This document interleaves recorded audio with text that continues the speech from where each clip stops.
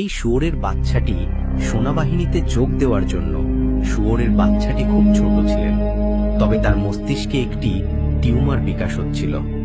এটি খানকির ছেলের হরমোনগুলিকে ট্রিগার করেছিল এবং হঠাৎ 4 ফুট 6 ফুট লোকটি বাড়তে শুরু করেছিল।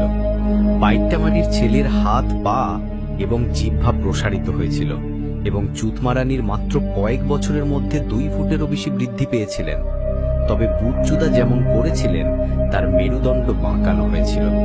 শীঘ্রই বাইট্টামাগির ছেলে দৃষ্টি ঝাপসা হয়ে যায় এবং শেষ পর্যন্ত তার শ্রবণ শক্তি হতে সমস্যা হয়। অবশেষে হ্যান্ডেলবাজ ডাক্তাররা টিউমারটি সরিয়ে ফেলেন, যা তার বৃদ্ধিকে ধীর করে দিয়েছিল, তবে এটি পুরোপুরি থামাতে পারেনি। বিতালামাগির ছেলে মারা যাওয়ার সময় তিনি 7 ফুট 8 ছিলেন। খানকির ছেলে একমাত্র ব্যক্তি যিনি বামন এবং দৈত্য